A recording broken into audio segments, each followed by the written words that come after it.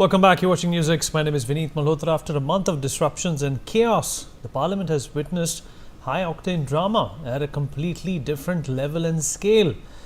Protests, counter-protests and scuffles in the premises of the Sansad Bhavan have been making headlines all day long. A political slugfest that was triggered on Monday has now exploded into an all-out war. The India Bloc allies carried out a protest march holding banners of Baba Saheb Ambedkar. The BJP MPs carried out a parallel demonstration at the steps of the Makardwar, the entry to the Parliament building, that is. This all led to a showdown marked by utter chaos. Protesting netas faced off against each other at this entrance. In the ensuing mayhem, 2 BJP MPs were injured. They were left bloodied and hospitalized. The BJP has pinned the blame on Rahul Gandhi for this condition and this chaos. In fact, BJP leaders have filed an FIR against Rahul Gandhi, accusing him of voluntarily causing grievous hurt and endangerment and endangering the life and safety of others. The Congress has promptly hit back like they do, alleging that its party MPs were denied entry into the Sansad Bhavan. Additionally, AICC President and leader of opposition in the Rajya Sabha, Mallikarjun Kharge, has stated BJP MPs stopped Congress leaders at the door to show their muscle power.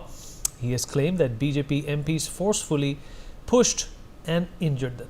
We'll talk about what's going on with our guest. Joining us on the broadcast is Savio Rodriguez, BJP leader, Advocate Avni Bansal, Congress spokesperson with us on the program as well, Nasir Salim, SP spokesperson, will be with us momentarily, Jyotsna Tirunagri, national spokesperson for the TDP, also joins us on the broadcast. Savio, I'll begin with you. Savio, when I turned on the television to, in fact, to gauge as to what was going to happen in the Parliament today after it opens at 11, I was shocked to see. I, in fact, felt that, these are scenes from a Parliament in Pakistan rather than in India, where members were, in fact, not only hurling abuses at each other, but had they been allowed inside, they would have been hurling chairs and other objects at each other. But what do you make of this stooping below a standard that has happened in the Parliament today? We need, not speaking as a BJP spokesperson or a leader, and purely talking as a citizen, because we have a lot of our people who watch what happens at the Parliament and are inspired and look forward to some of the discussions. And I can say that it's thoroughly disappointing and shameful to see the behavior of what has transpired today and what has been transpiring inside and outside Parliament for the last couple of sessions, not only this one, the sessions before that. You see, today an elected representative, a member of Parliament, is sent into Parliament with the aspirations of the people who have brought them into power.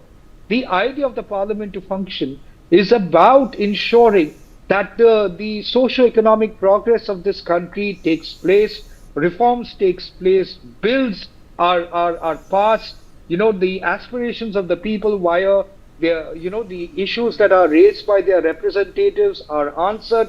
That's the idea of Parliament function. But over the last couple of sessions that we have seen, there's always been disruptions, there's always been ruckus, there's always been heckling. There's always going to be one-upmanship between the ruling and the opposition, and it's not gaining anything to any of the people. In fact, at the start of the Parliament itself, Prime Minister Narendra Modi asked for each and every parliamentarian to be able to deliberate over their issues in a manner that is becoming of a parliamentarian. And that, unfortunately, today did not exist. It flew out of the window, to say it in as crude a language as possible. Because what happened today is shameful for any of the political parties. Whether this is right or that is wrong is a matter of the investigation, and I believe the government and the people concerned with the parliamentary affairs must investigate. But the behavior, when you look at it from a third party and you ask people that this is what has happened and they have seen it, it is shameful for us as an Indian. These are our parliamentarians. We have put them there. I mean, there was an MP from Nagaland who went into the Parliament and spoke about the fact that you had the leader of the opposition, Rahul Gandhi, actually yell at her and come in close proximity with her, which she felt uncomfortable about. Now, these kind of behaviors is something that we have unheard of and should not be heard of as far as parliamentarians are concerned. The point is today, we spend as a citizen, we spend so much of taxpayers' money ensuring that we put parliamentarians into parliament, hoping that we are discussing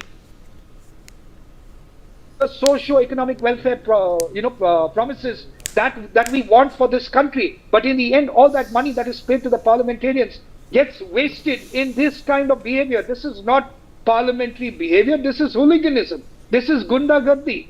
And this is not something we need to teach the people of this country, the new India, the young India, what is going on. It is shameful, and the behavior must be condemned of everyone involved in it. Okay. Advocate Avni Bansal, in fact, this entire thing is being blamed on Rahul Gandhi. He's being accused of pushing and manhandling two members of parliaments of the Bharatiya Janata Party, and FIR is going to be lodged against him. In fact, there's also been a complaint to the Speaker, Om Birla, against Rahul Gandhi. But there are also visuals floating on social media where Rahul Gandhi, in fact, is going up to the injured member of parliament and checking up on him. What are you, in fact, picking up from what happened today? We are all seeing on social media present a clear contrast, and we know that the leader of the opposition, a senior congressperson, the president of the Congress party, the way he was heckled, and the letter is out in the public domain. We all know who the national gunda in this country is, and I have no qualms in saying that everybody really out there knows the clear contrast between BJP's policy of violence and using muscle power every single time, not just to win elections, but even inside the parliament. But I am here because you asked me the question, what did I pick up? Let's not divert the attention from the real issue. Mr. Amit Shah had the audacity to say in the parliament that speaking about Dr. Ambedkar has become a fashion. Let me just give you one single statistic. Did you know that 92% of people who are engaged in manual labor in India actually belong to the SC/ST community? So what is the BJP implying? That all those people, speaking about those people who belong to the unorganized sector, people who are the labor class, talking about the Dalits, talking about the women, talking about annihilation of caste. When you have a national hero who's walking onto the streets with a copy of the constitution, BJP is scared to death. And that is the reason why they have not just been today, they have always been after Dr. Ambedkar, because they are not after Dr. Ambedkar, they are after Dr. Ambedkar's ideology, which is about creating an equal society, which is about giving equal representation to everybody. So the real issue today should still be that whether Amit Shah's statements on Dr. Ambedkar are cheap politics, are an indicative of what actually lies in his head or heart, which is he wants a couple of people to rule a vast majority, to use religion, to use identity politics, and to use emotions. We all know that BJP and RSS have never had much liking for people of learning, for people of wisdom, and for people of knowledge. So to my understanding, what happened in the parliament today was a complete display of cheap theatrics, once again bringing down the entire level of narrative to a state which is absolutely despicable. But in all of this, the real attention and the real issue should not be forgotten. Dr. Ambedkar is not just our heritage. He is a national hero because his ideas continue to seep this nation, continue to nurture all of us, and continue to show us the path that we need to move on, which is equality for all, which is equal representation for all. And yes, always speaking of those who are marginalized and always standing with those who are the weakest in our society. All right. Nasir, what do you make of what happened? Is it really offensive what the Home Minister said, according to you? Good evening. Thank you very much. So we'll get into that in just a few seconds. But I want to tell you, it's very sad. It is a very sad day, a democracy, more so for Parliament and for all member of parliaments.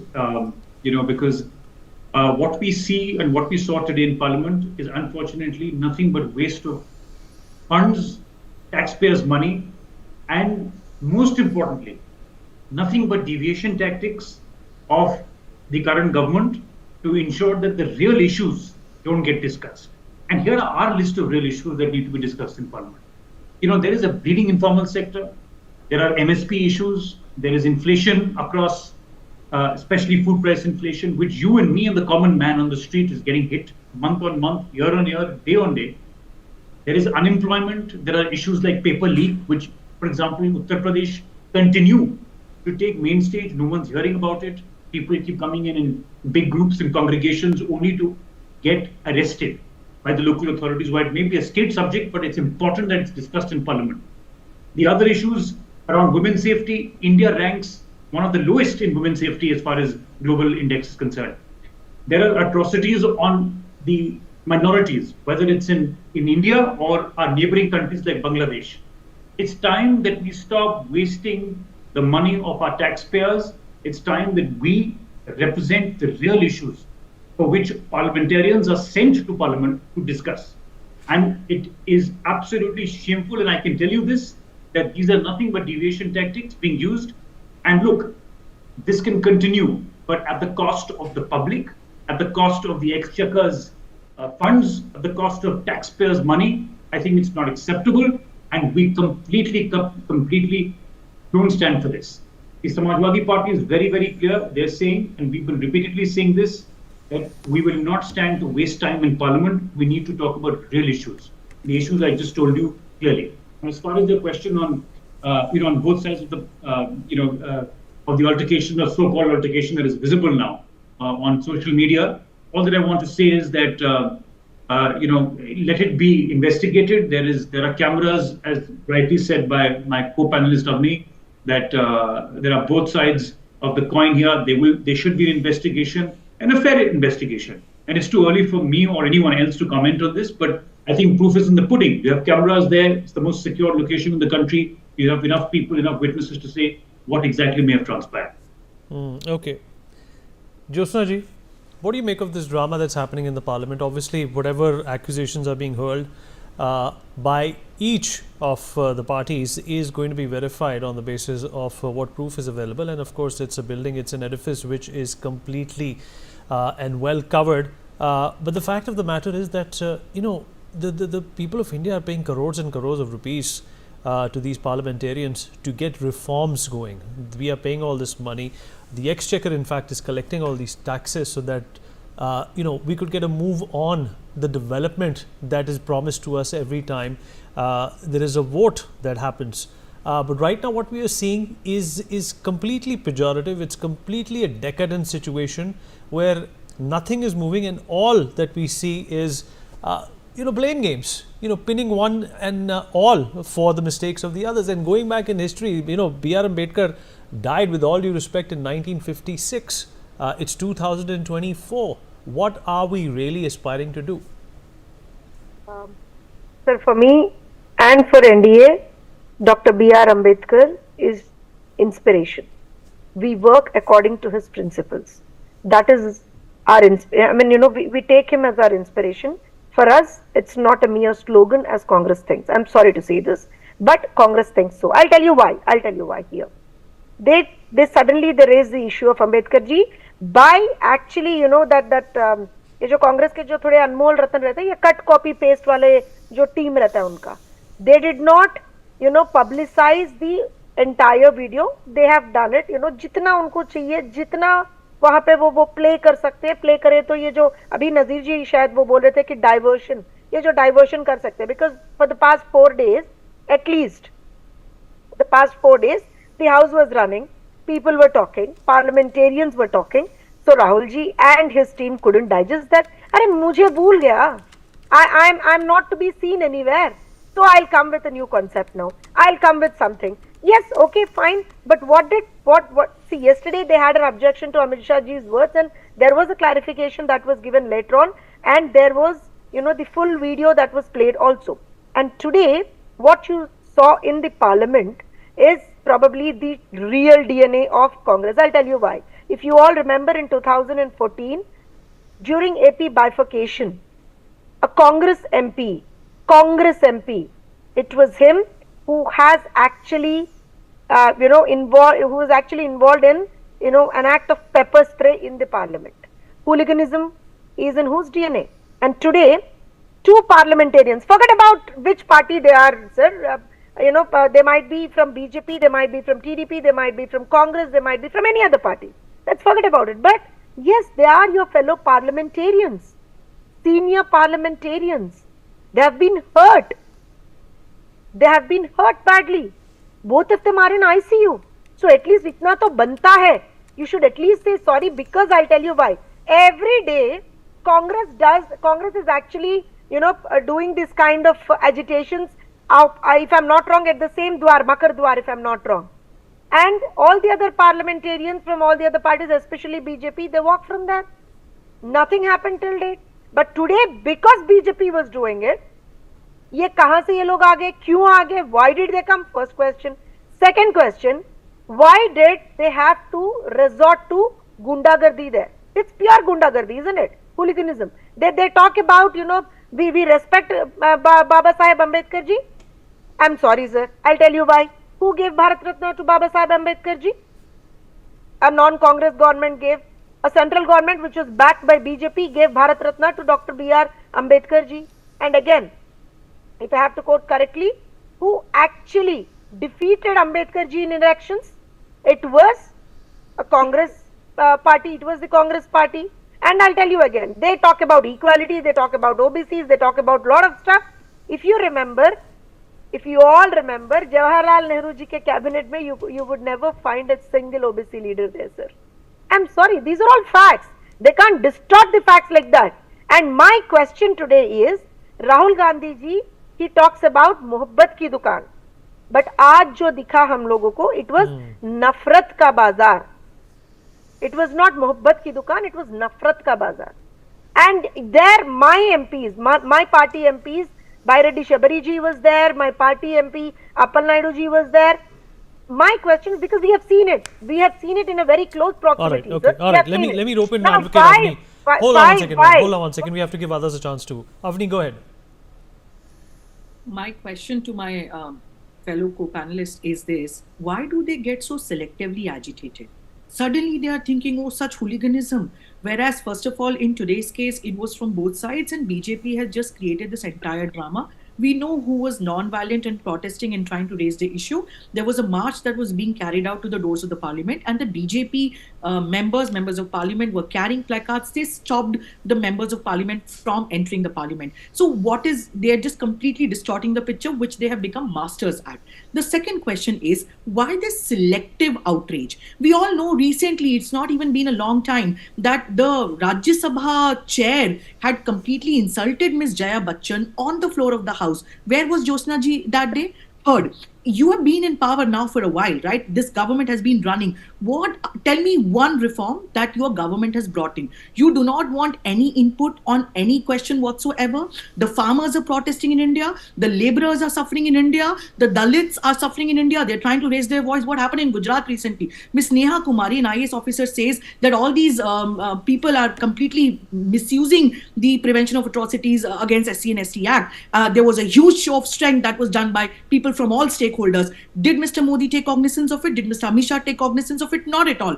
Giving awards is not the question. The question is, are you living the reality? When you say, the parliament and what's happening in the parliament, my question is this: who made the parliament? It was the blood and sweat of these people. A lot of these people whose living reality even today is hell. What are you doing about them? Has your government brought in a single legislative proposal or reform to actually ameliorate their situation? You brought in the women reservation bill. I'm asking Josna ji, what has happened to that women reservation bill? Now that women reservation bill, sir, is going to go in 2034. You brought in, so you are very good at creating this sort of a perception that you give awards, that you talk about it, that you pass the law. But when it comes to the actual impact, the analysis always brings you down to a big zero. Why is the women reservation bill? Josna ji is sitting here now, talking about what's happening in the parliament. Let her answer the question. Why did the BJP pass the women reservation bill but still did not implement it? So you're very good at creating. Can I answer? Go ahead. Then we go to Savio. Go ahead, The point is, thank you, Avani. Why has the women reservation bill not been implemented? We have done it. Answer one question. Answer one question. Why has the women reservation bill not been implemented? Why did you create this entire facade for nothing? Answer one question. Now let me speak. Answer this question. I'm answering. Avni, at least let her respond. No. Let her respond. Answer that question. Yeah, I said, thank you for acknowledging that we have brought in the women reservation bill. And not implemented it. You never did. We tried twice and you failed it. Okay, Savio, come in now. Savio, come in now. You're smiling, Savio, which is quite enchanting. You can find humor in this situation, Savio. I'm happy to see that. Savio, okay, I want Savio to come in, and then we go to Nasir. Come on, they don't have. Savio, please, ma'am. All right, please. Let's not make this a duel between the two of you, please. All right, please. I'll have to mute both of you. Savio, come in now.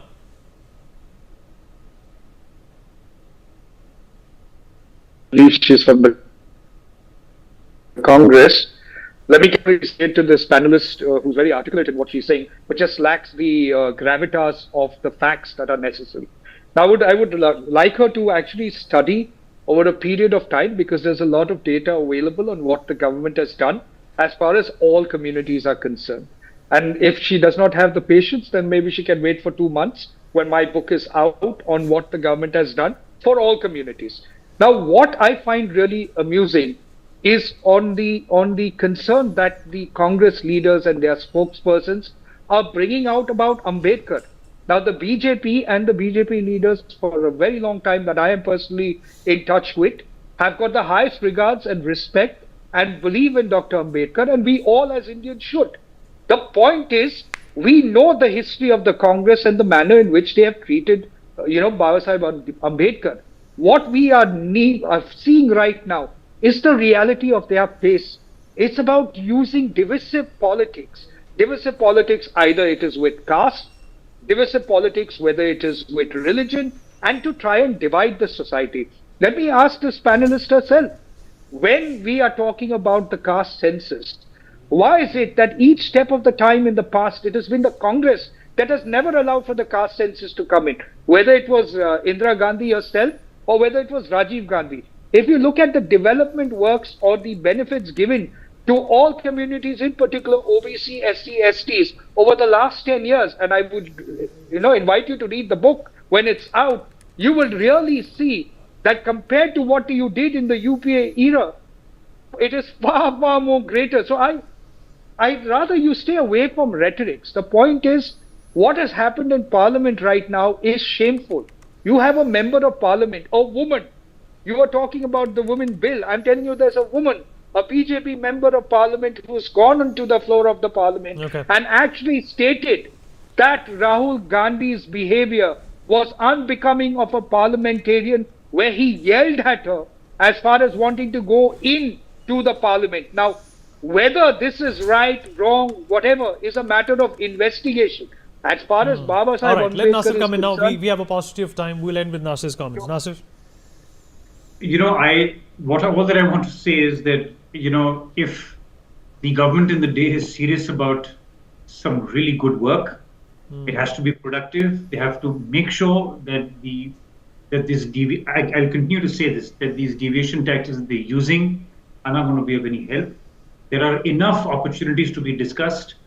One of the few things that we keep continuing to say this repeatedly through our PDA strategy is that to say that, listen, if you have a lot of respect, which we all do, supposedly, for Mr. B.R. Ambedkar Sahab, then we should get in the caste-based census. We've been talking about it repeatedly as the SP member and as SP spokesperson, or that we're saying repeatedly as a party level, whether it's a state or at the national level. We've been saying the rights of the minorities need to be protected. All right. There has to be a caste-based census. All right. And we have to wrap a productive up now. All parliament right. will ensure that India becomes the largest. All right, we got to wrap up now. Well, in fact, let this information also sink in that it takes 2.5 lakh rupees a minute to run the parliament. And looking at what's transpired in the last few days, we have lost a lot of money and opportunity. We'll be right back.